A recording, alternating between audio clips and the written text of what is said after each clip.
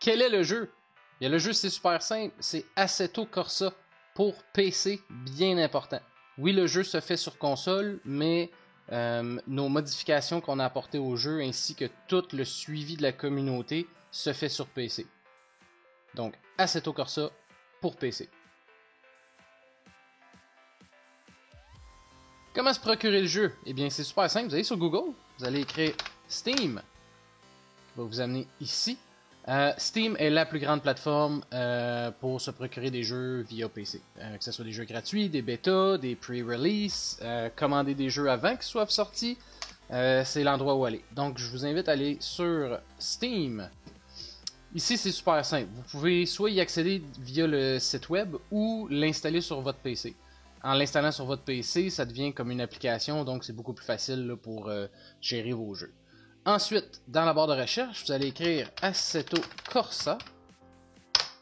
Bien faire attention parce que y en a plusieurs qui sortent. Là-dedans, il y a des packs, il y a le jeu original, le deuxième qui est sorti de la série. Lui, touchez-y pas. Assetto Corsa Competition, c'est à oublier. Donc, on a besoin du premier Assetto Corsa. Puis, par la suite, c'est super simple. Vous faites Add to Cart, vous l'achetez. Ils vont apparaître dans votre galerie de jeux. Donc, vous allez pouvoir le télécharger et l'installer. Donc, ça nous amène à la prochaine question. Qu'est-ce que j'ai besoin pour jouer? Eh bien, c'est super simple. Toujours sur la page de Steam, si vous scrollez plus bas, vous allez voir le System Requirement. C'est sûr, le minimum, ne jamais se fier à ça. Toujours se fier aux recommandés.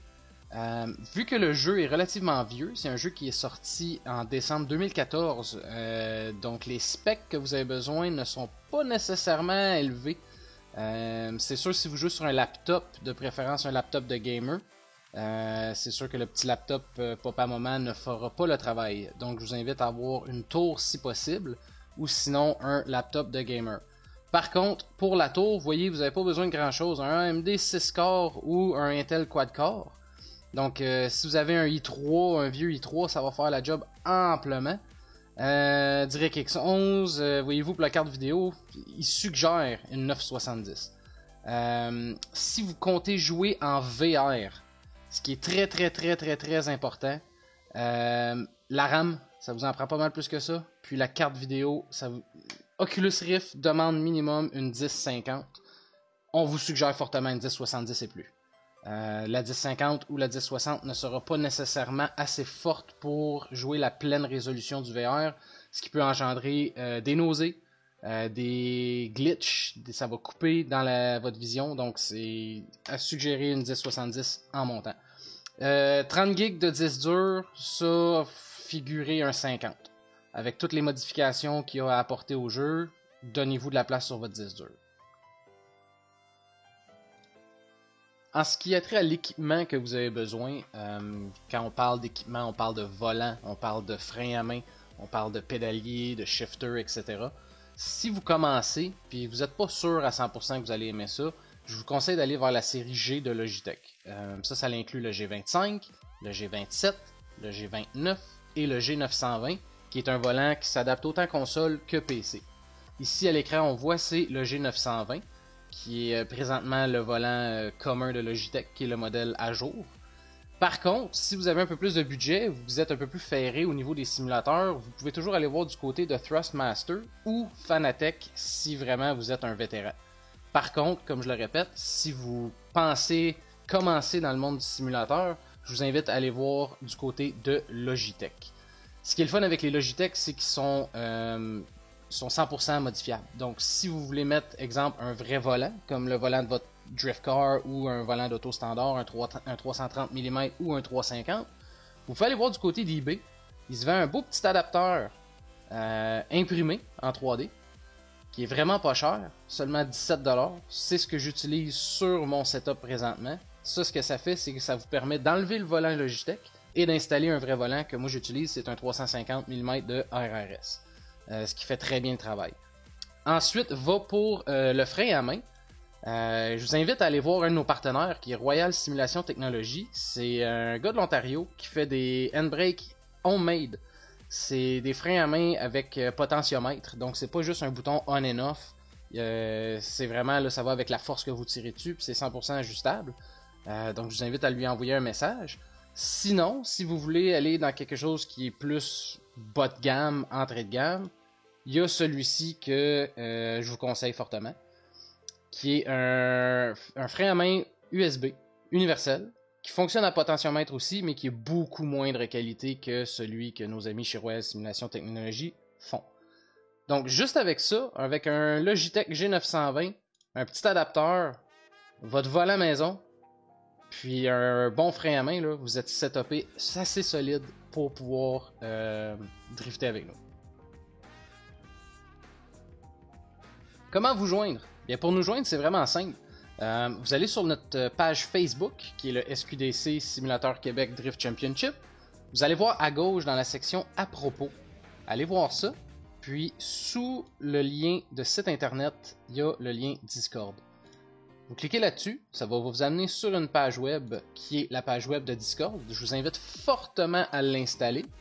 Discord, ce que c'est la plateforme qu'on utilise au sein du SQDC. En gros, ça fait quoi? Ça regroupe tout le monde. Ça regroupe tous nos pilotes, ça regroupe les serveurs qu'on va utiliser, les mods qu'on va utiliser. Les chats vocaux sont là. Comme vous voyez, présentement, il y a deux personnes qui se parlent dans un chat. On a les sections publiques, les sections compétition. Tout ce qui a attrait, mais tout au SQDC est là-dessus. Donc, installez Discord. Venez nous rejoindre. Si vous avez des questions, n'hésitez pas. Vous allez voir les admins. Présentement, je suis online. On a Nicolas Spybot aussi qui est admin là-dessus. Sinon, gênez-vous pas, vous pouvez parler à notre staff. Posez vos questions, on va vous répondre du mieux qu'on peut. Comment se procurer vos mods? Bien, c'est vraiment simple. Vous allez sur le Discord. Vous allez voir à gauche dans la section Downloads, juste ici.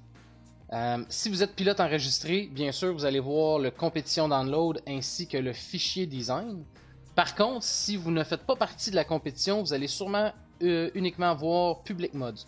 Donc vous allez sur le lien de Public Mods. Puis chaque fois qu'on va faire une modification sur notre serveur public, on va mettre en hyperlien la modification à apporter au jeu. Donc vous voyez, on a des pistes, la grange, on a une piste, le spot, des nouvelles voitures sur le serveur, on a fait une R34, on a fait une FD. Tout est là. Quand vous cliquez sur un lien, exemple, là, la dernière piste qu'on a utilisée était Port McQuarrie. Vous cliquez sur le lien, ça vous amène sur un Google Drive. Vous la downloadez et l'installez tout simplement. Si vous ne savez pas comment l'installer, il y a beaucoup de tutoriels sur YouTube qui vous montrent comment installer les mods. Sinon, simplement communiquer avec quelqu'un de notre staff sur le Discord ou un administrateur, puis ça va nous faire plaisir de vous aider à les installer. Qu'est-ce que Content Manager? Eh bien, Content Manager, c'est quelque chose ça vous prend ça absolument. C'est un must. Ce que ça fait, en gros, c'est un launcher alternatif au jeu. Ou, si vous aimez mieux, une application de style interface qui va aller sélectionner uniquement ce que vous avez besoin pour rouler dans votre session. Donc, vous allez sur Google, vous allez écrire Assetto Corsa Content Manager. Le premier lien en haut, vous l'ouvrez. Ça vous amène sur le site du Content Manager. En gros, ce qui se passe avec ça, c'est que Kunos, la compagnie qui a fait le jeu, qui l'a développé en 2014, a arrêté tout soutien de la plateforme et du jeu, vu qu'ils ont sorti le Assetto Corsa Competition.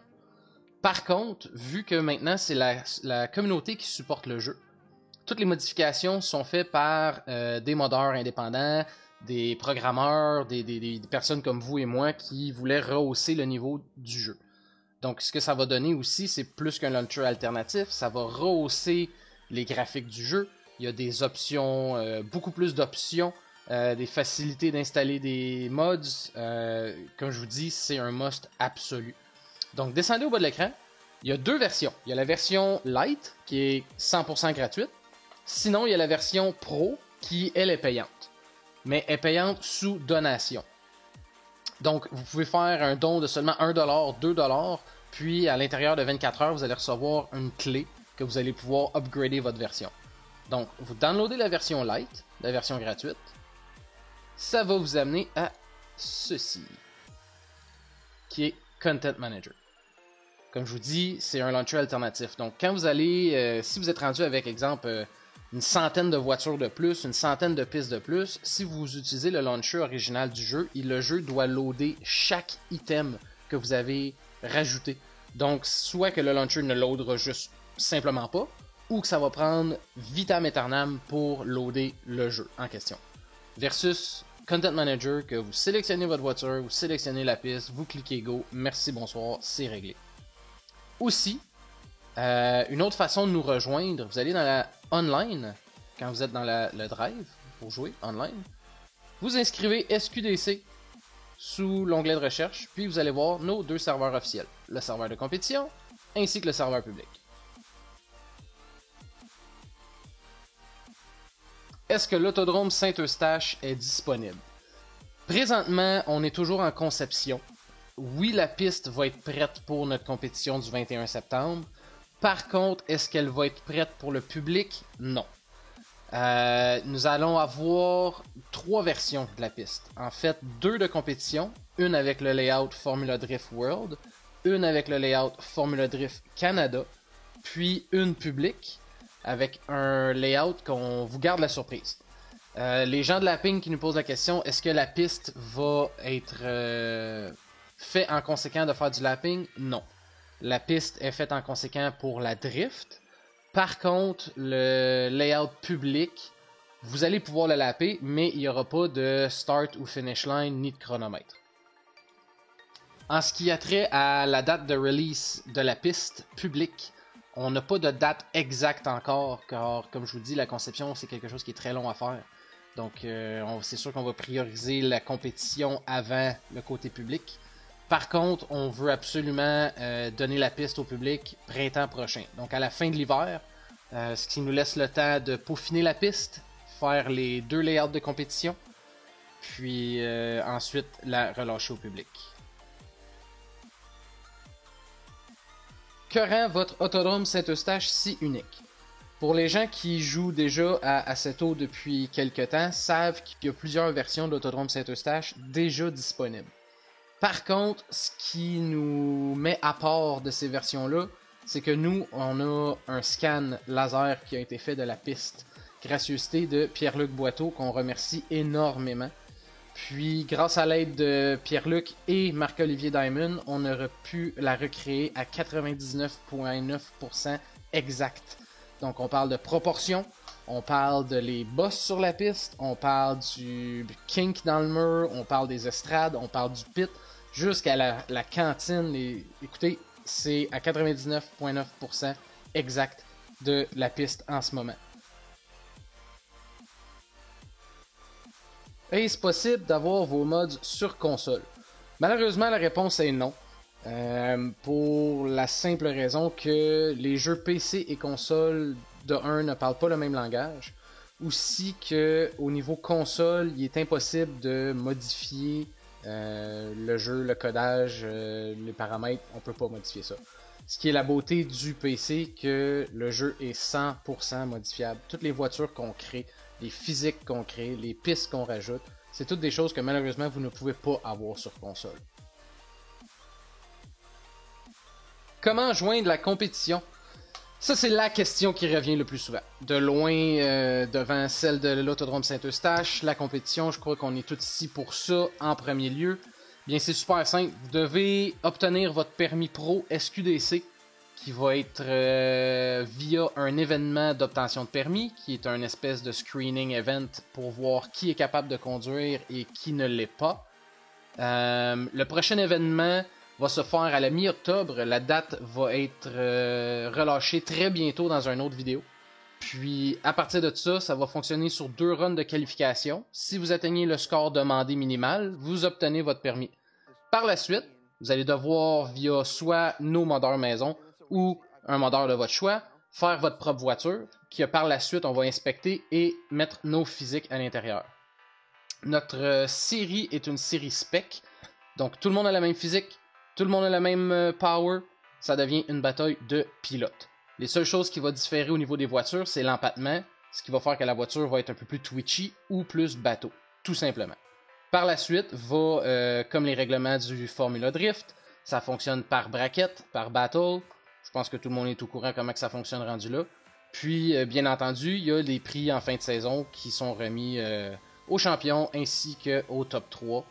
Donc, pour la compétition, si vous avez d'autres questions, vous avez besoin de plus de renseignements, n'hésitez pas à contacter un administrateur ou quelqu'un du staff sur le Discord.